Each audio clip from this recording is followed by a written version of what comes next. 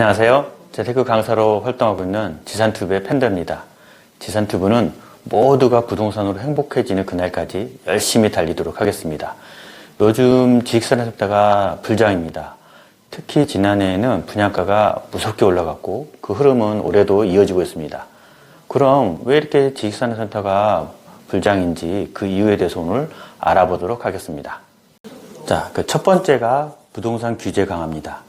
최근 부동산의 가치가 급격하게 상승했습니다. 너무 가파른 상승으로 사회 부작용들이 많이 일어나고 있고 이에 따라서 정부는 세금이라든지 대출 같은 걸 규제를 해서 집값을 좀 잡으려고 하고 있어요. 근데 문제는 이미 시장에는 저금리 기조로 인해서 자금이 많이 풀렸어요. 즉 유동성이 많이 확보되어 있는데 주거용에 대한 규제를 가해짐에 따라서 자금의 흐름이 지산 쪽, 지식산업센터 쪽으로 몰려오고 있다고 보시면 됩니다. 지식산업센터를 잘 모르시는 분들이 많았었어요. 근데 이제는 부동산에 조금 관심을 갖고 있으신 분들이라고 하면 지식산업센터가 투자하기 좋은 곳이라는 인식이 많이 생겨났습니다. 그러다 보니 돈이 많이 몰리고 있는 거죠. 그리고 그 기조는 올해 더 강해지고 있습니다. 한동안 지식산업센터에 대한 투자 열기는 계속될 것으로 보여집니다. 두 번째로 유동성의 확대입니다. 좀 전에 언급했던 것처럼 저금리 기조에 따라서 시장에 현금 유동성이 확대되었습니다. 이럴 경우 부동산이나 주식, 채권 등 투자 자산으로 자금이 몰리게 되어 있습니다. 최근 상황을 보면 주식이나 채권보다는 부동산 투자가 안정적이면서도 높은 수익률을 보임에 따라서 자금이 부동산 쪽으로 많이 유입되고 있었습니다. 그런데 문제는 정부의 규제에 따라서 아파트 등 주거용 부동산에 집중되던 자금은 규제 정책으로 인해서 지식산업센터 쪽으로 자금이 집중되고 있는 상황입니다. 이에 따라서 부동산이 주거용에서 산업용 그 중에서도 지식산업센터 쪽으로 많이 몰리고 있고요. 그런 영향에 따라서 지식산업센터의 인기가 계속 이어지고 있는 상황입니다. 세 번째로 산업구조의 변화입니다. 우리나라는 전통적인 제조 강국이었습니다. 지금도 물론 제조 강국이고요. 그런데 조금씩 산업의 형태와 구조가 바뀌고 있습니다. 간단히 말씀드리면 노동 집약적이고 자원이 많이 들어가는 산업 형태와 LG, 현대, 삼성 같은 대기업 중심의 산업 구조에서 각종 서비스 산업이나 콘텐츠 산업 등 지적 재산을 기본으로 하는 부가가치가 높은 산업의 형태와 1인 또는 2인, 5인 미만의 소규모 창업이 활발하게 이루어지고 있는 산업 구조로 바뀌고 있습니다. 실제로 표를 보시면 1인 또는 5인 미만의 창의성과 전문성을 갖춘 형태의 소규모의 법인들이 많이 늘고 있습니다. 개인 사업이라든지 법인 사업체들. 간단히 보시면 요즘 유튜버나 웹툰 작가들이 있죠. 이분들은 대규모의 회사 수십 명을 고용하지는 않고 일단 스텝 몇 분이라든지 작업을 도와주시는 몇 분이 같이 창업을 하고 있죠. 그런 분들은 큰 사무실이 필요하지 않습니다.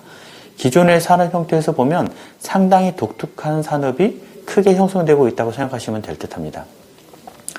이런 작은 규모의 산업 형태에서는 기존의 큰 사무실보다는 작은 형태의 주거가 가능하고 간단한 숙식이 가능한 그런 사무실이 인기를 끌고 있고 그에 발맞춰서 지식산업센터들이 섹션 오피스라든지 라이브 오피스 같은 형태로 인기를 끌고 있습니다.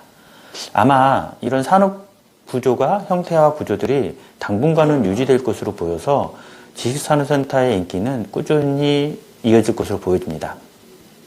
네 번째로 세금 혜택입니다.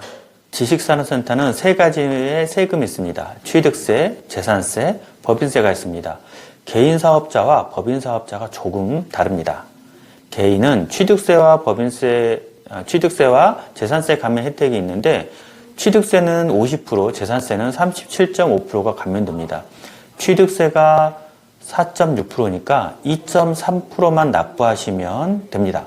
근데 물론 1년 이내에 직접 사용하지 않으시거나 매각, 증여, 5년 이내에 매각이나 증여를 하시게 되면 감면받으셨던 금액을 모두 납부하셔야 됩니다.